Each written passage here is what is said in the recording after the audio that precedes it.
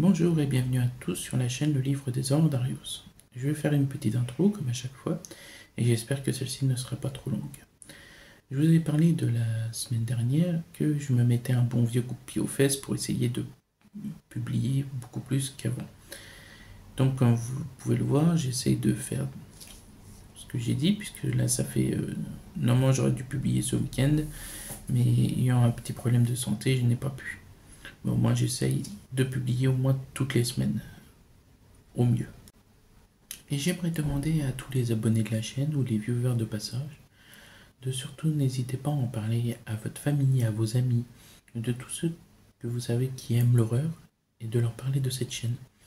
Parce que j'aimerais pouvoir avoir une grande communauté, une communauté soudée, pouvoir avoir plus de visibilité sur YouTube. Je pense que toute personne partageant son travail a envie d'avoir un retour, je dirais, un plus grand retour, pouvoir être connu.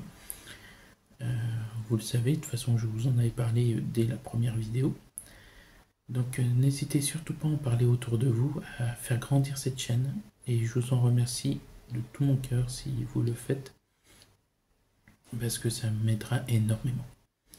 Et en même temps, je rajoute le petit message que vous connaissez, donc n'hésitez pas à partager, à liker, à commenter, et surtout à vous abonner à cette chaîne YouTube. Ça me fera vraiment très plaisir de savoir que mon message a été entendu.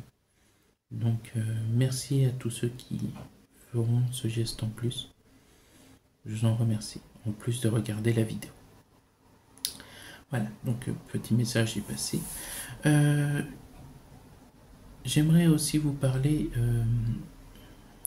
de la miniature de chaque vidéo, parce que comme vous savez, Naya ne peut plus travailler avec moi pour les vidéos, parce qu'elle a beaucoup trop de travail. D'ailleurs, je lui fais un gros bisou si elle regarde cette vidéo. Et donc, j'ai un petit problème de miniature, parce que vous voyez mon visage comme présentation de la vidéo. Et j'aimerais avoir un moyen de créer une miniature qui soit plutôt pas mal, qui soit fait par mes soins, et non pas simplement prendre une image d'internet et simplement la coller, et puis voilà, ça y est, j'ai fait mon travail. Non, comme tout est fait par moi-même, donc j'aimerais que la miniature soit aussi faite par moi. Et j'aimerais que vous, si en commentaire vous pouviez me donner des astuces, des solutions, si vous avez un site, quelque chose qui me permettrait de créer une miniature qui soit correcte, qui ressemble pas, qui ressemble à rien, parce que Naya elle faisait quelque chose de très bien, mais moi j'étais pas aussi doué qu'elle. Donc si vous avez des solutions, n'hésitez surtout pas à me le dire en commentaire ou par mail si vous voulez pas que vos commentaires soient vus par les autres. N'hésitez absolument pas, de toute façon vous avez le mail et dans la description. Avant de commencer cette vidéo, parce que je suis désolé, cette intro est un petit peu longue, voilà, je voulais, avant de vous présenter les deux histoires, vous dire que ces deux histoires sont un tout petit peu différentes de ce que vous avez pu... Oh, quoique, peut-être que non, enfin bref. Si vous aimez un peu le gore, enfin, c'est du gore minime, c'est très bien. Pour ceux qui sont pas trop à l'aise avec ça, n'hésitez pas à ne pas regarder cette vidéo. J'ai pas envie de vous choquer. Et aussi, ces deux histoires ont la particularité d'avoir des dialogues. Avant, j'avais Naya pour me seconder. Maintenant, je ferai au mieux pour que vous puissiez reconnaître tel ou tel personnage. Donc, je vais essayer de ne pas faire des voix absolument ridicules, mais de faire au mieux pour que la narration soit la plus compréhensible possible. Voilà. Donc, ces deux histoires se nomment À la recherche de réponses et Les voix sont revenues. Pour ajouter à cette intro déjà un peu trop longue, j'aimerais que vous puissiez me dire si vous aimeriez que je crée une petite image entre chaque histoire, savoir si vous voulez une délimitation dans la vidéo qui soit visuelle. Donc n'hésitez surtout pas à me le dire en commentaire, puisque vous savez que j'adore partager mon travail, j'adore que vous puissiez prendre un bon moment en ma compagnie, Et j'aimerais aussi connaître votre avis. Donc n'hésitez absolument pas à le dire en commentaire. Vous inquiétez pas, c'est fait pour ça. Je ne suis pas du genre à juger. J'étais même du genre à partager mes histoires. Donc je savais que j'aurais pu être jugé et vous ne l'avez pas fait. Et je vous en remercie. Donc vous inquiétez pas, je ne vous jugerai pas. Absolument pas. Donc n'hésitez pas à le dire en commentaire. Je vous jure, ça me ferait extrêmement plaisir. Donc, sans plus tarder, voici la première histoire à la recherche de réponses. La vérité ne se révèle qu'au moment où on ne l'attend pas.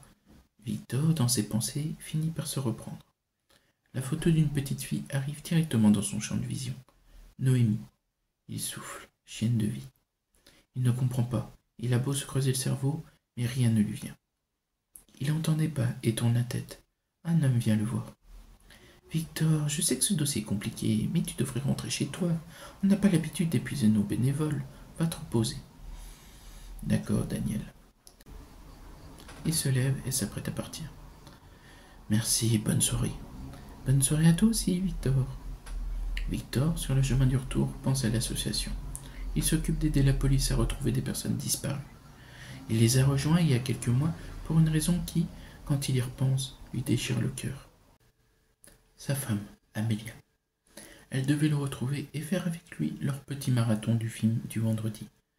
Cela fait maintenant 1 an qu'il attend qu'elle rentre du travail. Arrivé chez lui, il se fait à manger et se prépare ensuite à aller dormir. Mais le téléphone en décide autrement.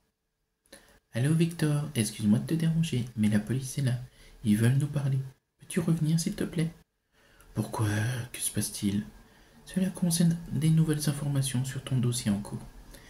Il est 23 heures, Daniel. Et pourquoi la police n'arrive qu'à cette heure-ci? Je ne sais pas. Je sais qu'il est tard, mais d'après eux, c'est très urgent. Très bien, je me prépare. J'arrive dans 10 minutes. L'appel terminé, Victor fait ce qu'il a à faire et fonce à l'association.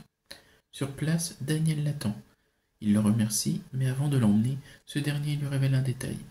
Excuse-moi de ne pas t'en avoir parlé avant, car comme tu le sais, les informations ne doivent pas être transmises en dehors de ces murs. Ils m'ont simplement dit qu'ils avaient besoin de bénévoles sur l'affaire Noémie. Ils nous diront tout à la réunion. Oui, ne t'inquiète pas, je comprends un peu mieux maintenant. Très bien, dans ce cas, allons-y.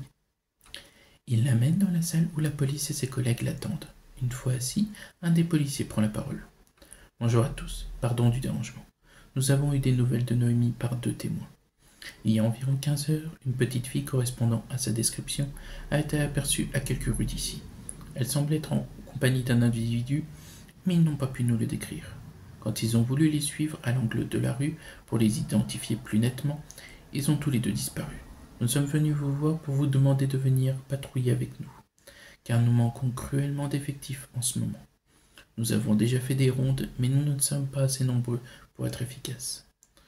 Le patron de l'association accepte sur le champ et plusieurs bénévoles, dont Victor, en charge du dossier, sont volontaires.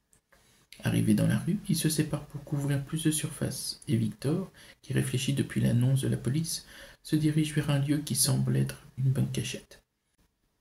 L'ancien hôpital d'Evanswood, abandonné pour cause de mauvais entretien de l'édifice. Les effondrements ont fini par rendre le lieu trop dangereux. Personne ne penserait à chercher ici, ils ont trop peur de risquer leur vie. Victor a tout prévu et sort sa lampe torche après être arrivé près du bâtiment, un peu à l'écart de tout.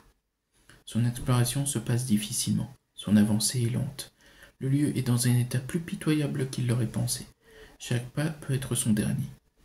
Visiter cet énorme complexe en entier est trop difficile, surtout que certaines parties sont totalement effondrées. Il se dit que si monter est trop périlleux, autant descendre dans les sous-sols pour commencer. Avec le plan qu'il a aperçu sur l'un des murs, il se dirige lentement vers son objectif et reste à l'écoute du moindre bruit. Arrivé au sous-sol, il avance toujours lentement et sans à l'affût. En passant devant, un écriteau le fait réagir. La morgue. Victor se dit que ce serait idiot et cliché, mais bon, qui sait? Est-ce que Noémie s'y cache? Peut-être qu'elle a réussi à échapper à son kidnappeur. Décidé, et comme aucun bruit ne se fait entendre, il franchit la porte. Noémie est allongée sur une table d'autopsie, silencieuse. Elle n'a pas fait un geste quand Victor est entré. En se rapprochant, ce dernier comprend pourquoi. Ses organes lui ont été enlevés et son corps s'arrête au bassin. Victor, dégoûté, recule et vient taper les tiroirs de la chambre froide. Ça n'osait passer et se demande qui a bien pu faire ça. Est-ce cet individu? Une autre idée germe en lui. Est-ce que les jambes de Noémie seraient dans un de ces tiroirs? Aussitôt, il ouvre celui devant lui. Il contient des têtes humaines. Les corps semblent absents. Victor referme aussitôt le tiroir. Un malaise lui prend. Quelques minutes passent, il veut découvrir où sont les jambes. Pour le moment, personne ne l'a surpris à fouiner. Il veut des réponses. Les 4 autres tiroirs sont vides. Il ouvre le 6e et il obtient la réponse à sa question, mais pas celle à laquelle il pense sur le moment. Amélia est allongée là.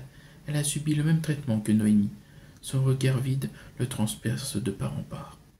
Tout un tas de questions traversent l'esprit de Victor. Elle n'est pas décomposée totalement alors que cela fait 1 an. Comment est-ce possible? Et puis le frigo est froid. Comment peut-il bien fonctionner dans cette ruine? Est-ce qu'Amélia était là tout ce temps?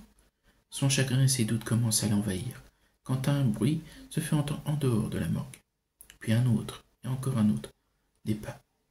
Affolé, il se demande ce qu'il doit faire, quand une autre idée lui vient, révoltante. Il s'installe aux côtés de sa femme et essaye de ne pas vomir. L'odeur est insupportable. Les pas arrivent près de la porte, puis la franchissent. Il se dirige lentement vers Noémie. La voix d'un homme résonne dans la pièce. « Je pensais avoir entendu quelque chose. » Un silence de mort accompagne ces paroles. Un instant long à vous faire échapper votre dernier souffle de vie. « Ça devait être ma petite chérie. Dis donc, il est temps d'aller dormir. Papa va te mettre au lit. Tu veux que papa vienne te bercer, n'est-ce pas ?» Victor va s'évanouir, avec sa femme froide comme la glace à côté de lui. L'odeur, et l'homme et ses paroles immondes, c'en est trop pour lui. Après de longues minutes, les bruits de pas sortent de la pièce. Victor attend quelques instants. Il sort du compartiment en 4e vitesse et voit que Noémie a disparu. Après s'être assuré que l'homme n'était plus dans les parages, il court de toutes ses forces et finit par sortir du bâtiment. Aussitôt, il compose un numéro spécial sur le beeper que l'association et la police ont fourni avant le début des recherches, pour prévenir qu'un indice a été découvert. Quelques minutes passent. Tout le monde se rejoint près de Victor, qui s'est éloigné du bâtiment par sécurité et explique tout ce qu'il a vu. Tout le monde semble choqué, certains nauséeux, mais la police, quant à eux, appelle des renforts. Ces derniers arrivent assez vite sur les lieux. Victor leur explique tout ce qui s'est passé. Les policiers courent vers le bâtiment. L'intervention commence. Les minutes défilent, puis l'individu apparaît, suivi par la police. Il a été appréhendé. Les lumières des phares révèlent le visage de Daniel. Victor n'en revient pas. Le patron de l'association, le tueur en série. Une nouvelle très difficile à digérer pour Victor qui lui a fait entièrement confiance. Il s'assoit, choqué de la nouvelle. Les policiers ont pu ramener les têtes et les 2 corps hors du bâtiment. Ils ont aussi retrouvé les parties manquantes des différents corps, mais la police a refusé de donner des détails. Lors d'un interrogatoire, Daniel a fait certains aveux. Il a déclaré avoir mangé ses victimes, mais a gardé les têtes en trophée. Pour les os, il a répondu vouloir un meilleur confort dans son repère. De nouveaux meubles ont donc fait leur apparition. Il a été déclaré mentalement instable et aussitôt interné. Victor a pu retrouver et enterrer dignement sa femme. Noémie également, avec l'aide de sa famille. Il fait souvent des cauchemars et a décidé de consulter un psy. Parler lui fait du bien, le psy, lui, beaucoup moins. Il a également décidé de rester dans l'association, malgré ce qui s'est passé. Ils l'ont tellement aidé, ils sont devenus un peu comme une deuxième famille. Cela lui fait du bien de pouvoir aider des personnes à retrouver leurs proches. Cela lui met du baume au cœur. La vérité peut surgir de là où on ne l'attend pas, en effet, mais les révélations qu'elle engendre peuvent faire beaucoup de mal. Victor est ravi de savoir ce qui est arrivé à Amélia et Noémie. Il peut enfin commencer à faire son deuil. Et voilà qui conclut notre première histoire. J'espère qu'elle vous aura plu et pas trop dégoûté. Et sans plus tarder, voici donc la deuxième histoire, Les voix sont revenues. Aldo souffle, le regard empreint de culpabilité et de remords. Le prêtre assis à côté de lui lui murmure. « Vous savez, je peux comprendre que ces sentiments négatifs puissent vous ronger, mais laissez-vous aller, vous vous sentirez mieux. C'est votre dernière chance, saisissez-la. » Ce n'est pas aussi simple. L'homme expire à nouveau. Après tout, pourquoi pas? Cela ne va pas empirer sa situation de toute manière. Il lève le regard vers les barreaux de sa cellule. Entendu. Allez-y, mon fils, je vous écoute. Pendant ma première journée d'incarcération pour braquage d'une bijouterie, j'ai dû aller me faire soigner. Je m'étais gravement blessé lors d'une bagarre avec un autre détenu. Je vois, répondit l'homme d'église qui semble dans ses pensées. On m'a libéré une semaine plus tard que prévu, pour punition. Cette dernière m'a laissé un sacré vide dans l'estomac. J'imagine, dit le prêtre avec un hochement de tête. J'étais si heureux de retrouver ma femme et mon fils. Ils m'avaient manqué pendant ces 6 mois de détention. J'ai continué à recevoir mon traitement contre la schizophrénie, même en prison, mais quelques jours après ma libération, je les ai réentendus. Réentendu les voix demande le prêtre un peu étonné. Oui, alors que ça fait 10 ans que cela n'était pas arrivé. D'habitude, c'est assez bruyant, mais cette fois-là, elles étaient claires et terrifiantes. Que disaient-elles? De les tuer, ma femme et mon enfant. J'ai refusé. Alors pendant des jours, elles m'ont harcelé, ne me laissant que peu de répit. Épuisé pour cause de manque de sommeil, j'ai accepté. Cela me dégoûtait, mais je n'avais plus le choix. Comment avez-vous procédé? J'ai utilisé mon vieux pistolet qui me reste de mes 20 années dans l'armée. Alors une nuit, je me suis levé, j'ai pris mon arme que j'avais rangée dans ma table de nuit, le matin même. J'ai commencé évidemment par ma femme. Une balle dans la tête, chacun. Je n'avais pas envie de les voir souffrir. Et ensuite, moi, j'étais en larmes, car je n'avais compris véritablement ce que j'avais fait qu'après les 2 coups partis. Mais je ne pouvais pas les laisser comme ça. Les voix s'étaient intensifiées, elles n'arrêtaient pas de me raconter des horreurs pour m'en débarrasser. Elles voulaient la disparition des corps la plus horrible possible. J'aimais ma femme et mon fils plus que tout. Alors j'ai eu une idée, pour qu'ils fassent partie de moi et qu'on ne soit jamais séparés tous les 3. Je les ai emportés tous les 2 dans la cuisine. J'ai pris ma boîte à outils qui se trouve sous l'évier et sorti la scie la plus coupante. Après cela, j'ai commencé mon office. J'ai allumé le four, et l'un après l'autre, je les ai cuits. Ma femme a mis le plus longtemps, vous en doutez bien. Je me suis mis à table, en tête à tête avec mon épouse, j'ai dit le bénédicité, puis j'ai dégusté ce repas hors du commun. C'était immonde. Après avoir laissé tous les morceaux refroidir, je les ai mis au frigo. Je n'ai pas eu besoin de faire à manger les jours qui ont suivi. J'ai avalé ma femme avec beaucoup de difficulté. Pour mon fils, j'ai aussi commencé par sa tête, mais après quelques bouchées, j'ai arrêté. Je ne pouvais pas, je ne pouvais plus faire cela. Je ne sais toujours pas comment tout ceci est arrivé. Plein de remords et de culpabilité, j'ai appelé la police. Ils m'ont embarqué et me voilà dans ce couloir, dans cette cellule. Aldo observe le prêtre, le regard vide. Il sait que d'ici quelques minutes, il va s'asseoir sur la chaise qui va lui permettre de rejoindre sa femme et son enfant, à moins qu'il finisse lui aussi rôti pour l'éternité. Cette histoire est... Je ne sais pas quoi dire, Aldo. Les mots me manquent. Vous n'avez rien à dire, c'est déjà fait. Je sais que je ne vous serai pas d'une très grande aide, mais si vous le souhaitez, je peux vous donner l'absolution. Le voulez-vous? Aldo soupire, mais accepte. Par la grâce de Dieu, je vous bénis et vous pardonne pour vos péchés. Puissiez-vous aller en paix. 2 gardiens s'approchent de la cellule. C'est l'heure. Le prêtre les regarde, puis hoche la tête. Les 2 gardes pénètrent dans la pièce, l'enchaînent, puis l'emmènent. Un homme se rapproche et se place à côté du prêtre une fois Aldo parti. « Bonjour, monsieur le directeur. Vous venez admirer le spectacle?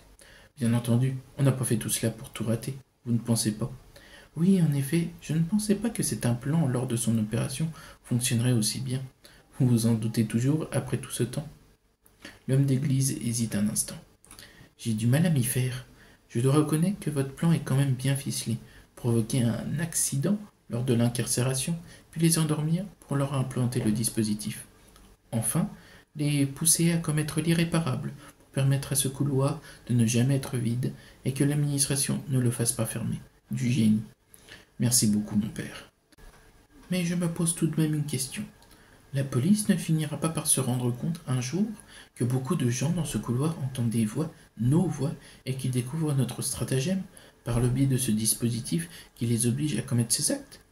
C'est pour cela que je ne sélectionne que des cas désespérés, des déchets de l'humanité, comme des drogués, des poivreaux et autres abominations. Personne n'aura envie de croire ces gens-là. Je comprends mieux. Et puis j'avoue que moi non plus, je ne peux plus m'en passer. Les cris, l'odeur, la peur qui se dégage d'eux avant le baisser de levier, un pur délice. Bon, mon père, ne soyons pas en retard pour notre émission préférée, le défilé de la misère humaine sur la chaise électrique. Et voici ce qui conclut notre 2e histoire. J'espère qu'elle vous aura elle aussi plu. N'hésitez pas à me dire en commentaire ce que vous en avez pensé. Cela me ferait vraiment aussi très plaisir. Je vous rappelle donc le message d'intro, donc n'hésitez surtout pas à en parler autour de vous, à votre famille, à vos amis, de parler de cette chaîne YouTube, cela m'aiderait vraiment énormément. Je sais que je vous en demande beaucoup, vu que déjà vous regardez les vidéos, certains vous likez, et certains se sont même abonnés, mais s'il vous plaît, faites-le. En tout cas, merci à vous tous, et je vous dis à la semaine prochaine. Bye!